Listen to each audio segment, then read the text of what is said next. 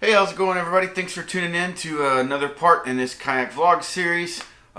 We are literally like 2 days away from the trip happening, so I'm trying to get out these last two videos. I've got one more after this, and that'll be it. I know these are longer and they're just kind of more boring, me sitting inside and not really showing anything outdoors. It's boring. You're boring, everybody. Quit boring everyone. But there's really not much else to show. We finally got some good weather, and tomorrow I'm going to be taking everything that I've shown you and actually putting it in the boat and showing you how it all fits and all of that, and actually kind of going over the layout of the boat and how I use it. But right now I'm going to go over my sleeping and my shelter and how I pack it and why I have what I have, and try to keep it relatively short. There's not a lot going on here, so let me move you down to the table and we can go over what we got. Total here on the table, we've got 4 dry bags, this PVC tube, and a contractor bag on the ground over there. And I'll just start with this one, I guess. So this is a 20-liter dry bag that it's new for me. I had some that were old and worn out, and so I got this from Bass Pro. This is my complete sleeping everything that's going to be inside the tent that I'm going to be sleeping on and all of that. So on the top I have Shamog.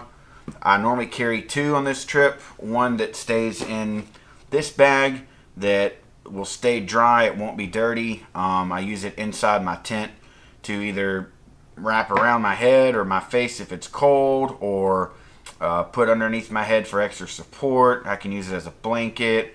I can use it to wipe my feet off before I get in, get some sand off me.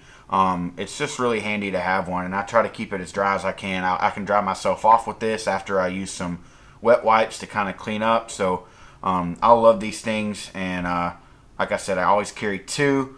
One of them I'll have on the boat with me that I keep wet and wrap around my head and stuff to keep the sun off. Then next, and it's pretty much the biggest item in here, is one of the military issue Gore-Tex bivvies. Now I know that you're thinking, you're inside a tent, you've got a rain fly, why do you need a bivvy? I just use this as kind of like a lightweight sleeping bag. I like it that it zips all the way down and I can let it vent, but I also put my pad and my other sleeping items inside this so that it's not moving around and sliding out from under me. This kind of keeps it all together, and I just really like it. This is one of the things that I take with me on every trip that I go on. It's a comfort item for me, and just knowing that if something gets really bad, I can crawl in this and still be waterproof. I have my sleeping pad. This is brand new. I had a dividend with REI, and they had a membership sale for 20% off. If any of you took advantage of that, this is what I got with it. So it went from being about $150 something to me getting it for like right at 82 bucks, I think. It was in the garage sale section. This is a Big Agnes Q core, and it's the insulated version. It's 25 inches wide, 72 inches long, and it's 4 inches thick. This is probably the answer that I've been looking for when it comes to a thick pad. I have to have something that's thick. I've got a back condition called spondylosis, and basically it's a degenerative disease, and yeah, it really hurts my back, and it pinches my nerve and kind of turns into a sciatic nerve kind of thing if I have to sleep on the bare ground. So if I'm roughing it, you know, or doing something primitive, it's going to be a super thick leaf shelter bed. If I've got conveyance, it's going to be a really nice thick pad.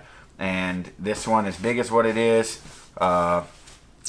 to me it's worth it. It doesn't actually even weigh that much, and it's 4 inches thick. I took a nap on this already, and it's unbelievably comfortable. Finally found a pad that's really thick and doesn't weigh a whole lot, and it's actually got a pretty good insulation value too, so I can use it for most of the year here in Texas. That's the Q-Core insulated.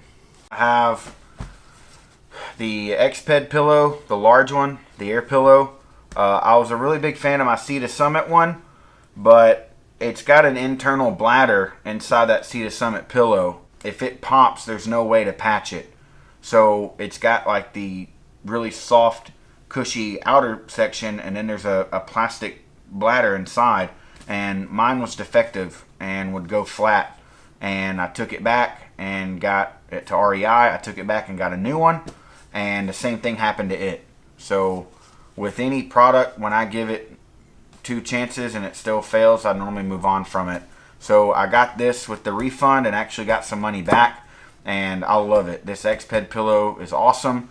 The only thing that I've kind of done to make it better is I took an old t-shirt. I had this red shirt that I cut up to use as a flag to tie onto my kayak, and I trimmed it to where the pillow will slide into the t-shirt, and it kind of gives me a more comfortable surface, and if I get sweaty or whatever, it's not actually on the pillow, it's on the t-shirt. So it's not necessary the pillow's comfortable by itself, but this doesn't really weigh anything, so I throw it in there with it. I'm not bringing a sleeping bag at all. All I'm bringing for my warmth is this Snug Pack jungle blanket.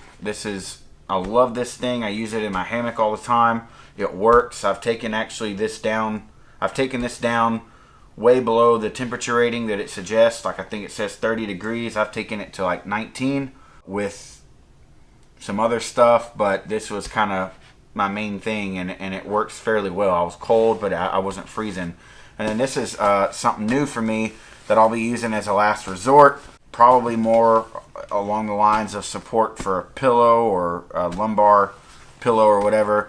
This was given to me by my buddy Nathan, and this is one of those down blanket throws, like the black diamond ones that you can get from Costco. And so he bought this and sent it to me. So this is what I'll be putting inside the bivvy with my pad, and I think I'll be more than enough. So that's my sleeping system. So in this 30-liter dry bag in this PVC tube is my shelter or my tent.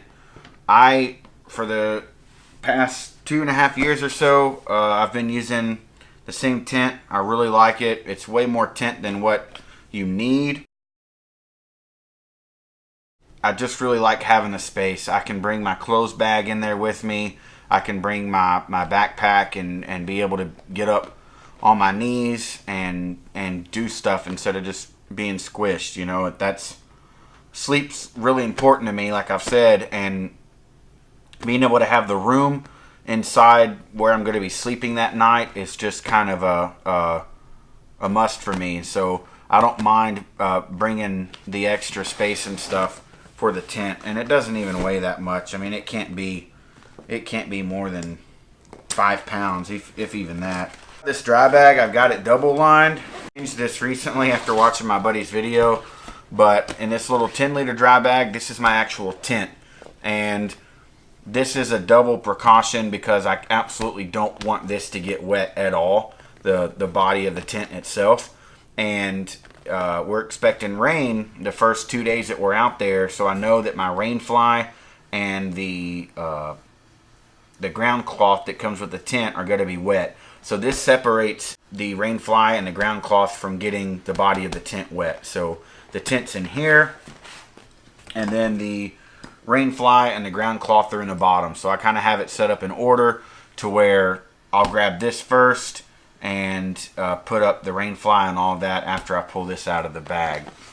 And it's just easier to pack it that way because everything's just kind of all self-sufficient in a kit. So this, my buddy Clint Buchanan made this for me last year. I'll put a link to his channel in the description box below. I have a big fear of my tent poles breaking, because if your tent poles break, you're gonna be under a tarp then, or you're gonna be trying to repair them with duct tape, and that just never seems to last. So he thought of doing it this way, making a PVC tube and joining it with the couplings and all that stuff to put your tent poles and stakes in, and this way you'll never worry about them bending or breaking, and they can't jab and poke other things that you don't want ripped. So all it is just a PVC tube with a screw top up here. I have my stakes right off the top to pull out, and then the tent tubes just come right out.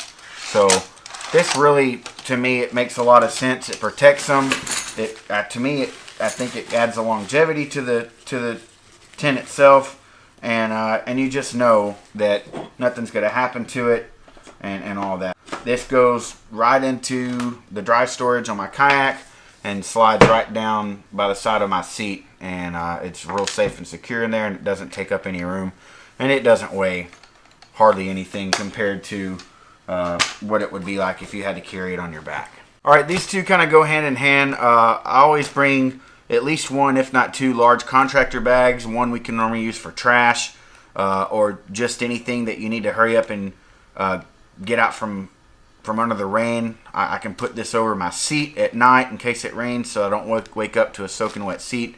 But I also kind of pair this up with what's in this dry bag. This is my clothes, and I can put my dirty and wet clothes in this until we get to someplace to dry them out, or just for the entirety of the trip. I've got enough storage in my kayak. That's what I did last year, and it worked out fine. So contractor bags, we all know how valuable they are.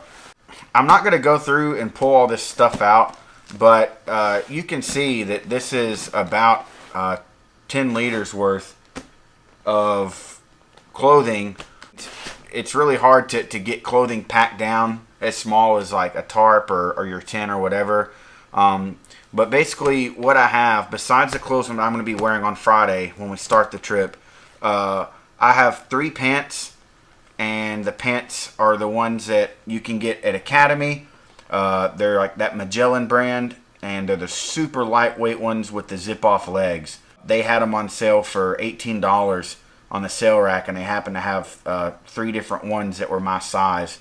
And so I got 3 pairs of those pants. They'll dry really quick and have pockets on them, and they actually come with a belt. And if not, I can use the belt that I have or whatever to have my knife. I have 3 shirts in here. All of them are long sleeve and fairly lightweight. Like I said, I don't like using sunscreen, so I can just wear a long sleeve shirt. It dries out enough, and it protects me from the sun. So I have 3 of those shirts in here. The same thing, 2 of them are like the Magellan fishing shirts and the lightweight ones. I have, I think, 5 pairs of underwear, if not 6. Actually maybe 7. I don't like wearing wet underwear. I'll chafe. My legs are big enough around that they rub against each other, even if I wear those sliders, and that's all that I have in here, or the kind of like the Under Armour type underwear. Enough for every day, but yeah, that way I for sure have an extra pair to just wear the entire time to sleep in, so that I'm always changing into dry underwear. And I got a dry t-shirt in here to wear around camp or to sleep in. A dry pair of basketball shorts that I can either use to sleep in, but most likely I can have them to throw on real quick to go swimming or something, so that if my pants are dried out, I'm not getting those wet again. Got 1 pair of heavy, like my wigwam socks, wool socks, to sleep in if I need them. And other than that, I think I got like 2 undershirts or something. I always bring more clothes than what I actually need, and I prefer that. I don't mind the weight of it. My boat can handle the weight compared to not having them. And let's say we're out there an extra 2 days because the river's flooded.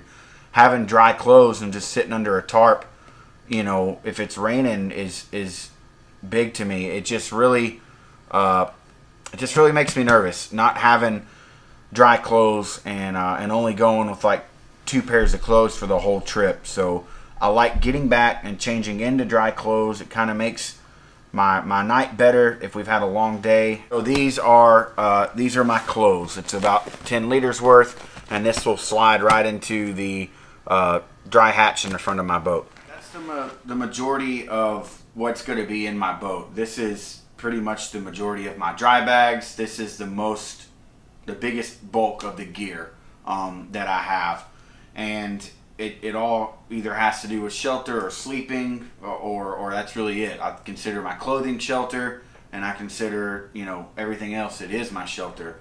So this all goes inside my boat. None of this will be outside my boat. And then other than this, the only thing that I have left to show you will be tomorrow's video, and that's going to be the dry bag backpack that is outside the boat next to my bucket of food.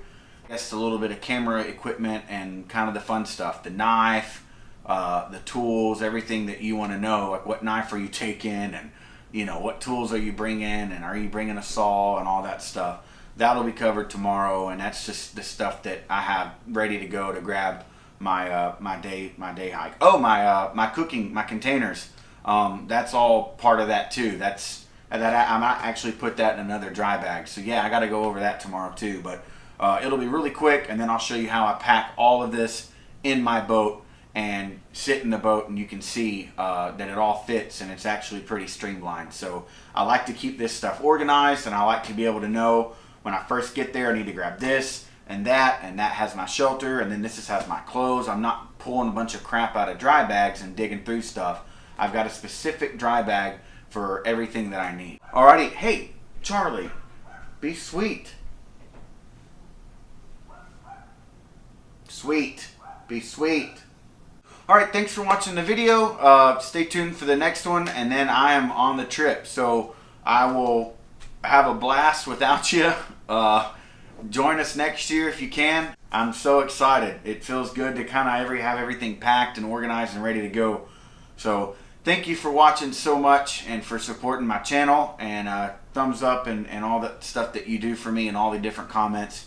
And remember to get outside and enjoy the woods.